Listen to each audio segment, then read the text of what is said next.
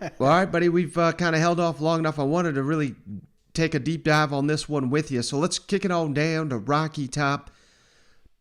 You kind of teased it there in your intro, Shane, but man, Josh Heupel, again, when he was hired, I honestly, I think most Tennessee fans, if they were being honest, it was kind of like, oh God, we're getting the UCF coach. Like, is this how far we've fallen? Yet here we are, just like you said, Lane Kiffin's returning. There was a lot of people that wanted Lane Kiffin back on Rocky Top. Mm-hmm. And now, no disrespect to Lane Kiffin, I think Tennessee fans are thrilled to be where they're at. They're thrilled after season of seeing this offense struggle, of seeing how quickly Josh Heupel can turn this thing around. I think you got to have positivity towards his hires on the defensive staff. That was probably the biggest question mark. Now that unit's playing lights out. And how about these stats, Shane? I don't know if you've seen them. I'm going to read them off. This is from the official Tennessee Vols Twitter account. Tennessee Vols, Shane, right now, number one in the SEC in all of these categories.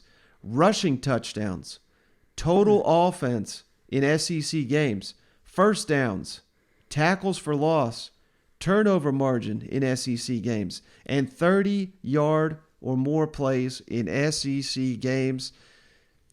That is just, I know we're not at the end of the season by any means, so let's not hang the banner here, but just given where Tennessee has been on that side of the ball, that is just incredible, isn't it? Just crown them, baby. Crown them balls. Hey, listen, I'll take all the positive news and stats you got. The product doesn't lie. And what I love about it as a Tennessee Vol fan, everybody knows that this is not an A-plus roster. Mm-hmm. This is not. It's not a B-plus roster. It's probably not even a C-plus roster if you count all the injuries we've had. Right. These guys have what they've been able to – I think that's the biggest surprise. We know what Heupel's working with, and what he's able to get out of that is just – we're on cloud nine, man, as a Volunteer fan. You got this defense is thin, razor thin, and they're still scrapping and fighting, like you said, and leading turnovers in SEC games. That's ridiculous. But this is just a fiery bunch of crew. These guys have gotten a little taste of winning, and they want to keep doing it. So that's what we're excited about. We're not so much excited about the product we have now. We're excited about the future of this program, something that we've not been able to do in the last two coaching hires.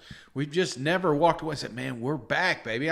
We haven't felt like this since Lane Kiffin in that close game in Alabama. That's where we are as a fan base. So I'm excited, man. Keep throwing the stats. We'll do it. Now, they may lose a couple games. I don't care, man. They're still doing great. So that's what I'm excited about. They showed me that it doesn't matter who's on that field.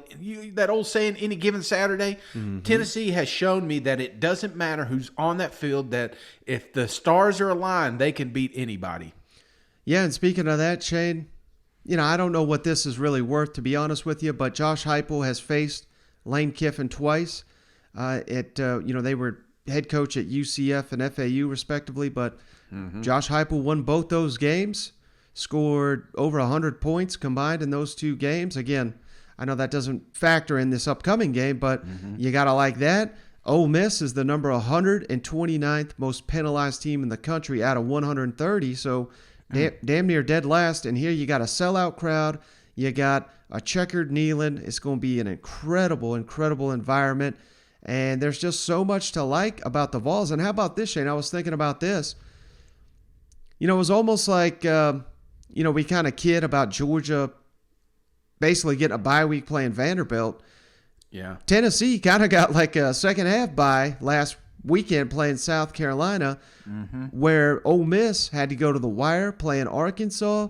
And we'll get to Lane Kiffin's comments here in a minute, but he had a ton of his players on the defensive side of the ball play 80 or more snaps, several more play 70 or more snaps, and we all saw the fake injuries and all that going on. So, hey, this is an Ole Miss team that, these are young guys. I'm not saying they're going to be gassed right out the gate, but I don't know. I'm seeing a lot of advantages for the Tennessee Vols heading into this matchup, and we haven't even talked about the fact that Hendon Hooker's playing red hot. I'll say this for the listeners: there's a text thread going around, Hendon Hooker for Heisman, and and Shade may be the one leading that charge. So I don't know. You got to be feeling great about your Vols this week.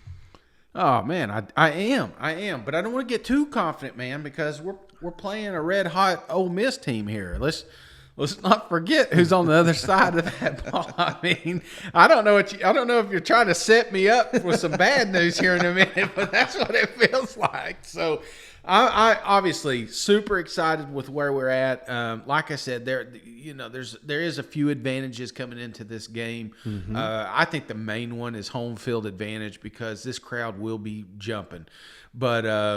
But again, I don't want to put the cart in front of the horse, man. We got an Ole Miss team here that has won a lot of ball games this year and by a wide margin. So let's not pretend that we're the only offense on this field. Mm-hmm. Well, let's kick it over to Josh Heupel's comments real quick here. Shane, he says the team's getting healthy. He did announce that Jawan Mitchell, the linebacker, he's out for the season, but that's about the only negative injury news the Vols got. It sounds like all the guys that missed the South Carolina game, very good chance they play here against Ole Miss.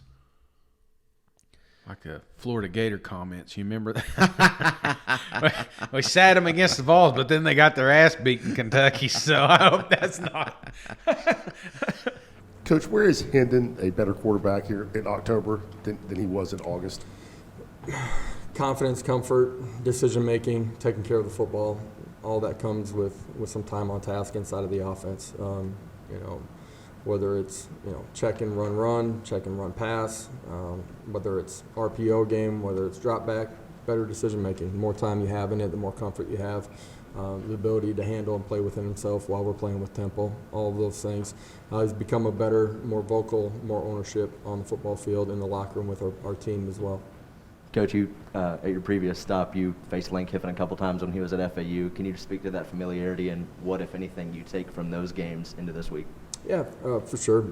You understand that he's going to be aggressive in certain situations, playing with 4 downs quite a bit on both sides of the football field. I think defensively, our players and our coaches certainly need to understand that going into the football game.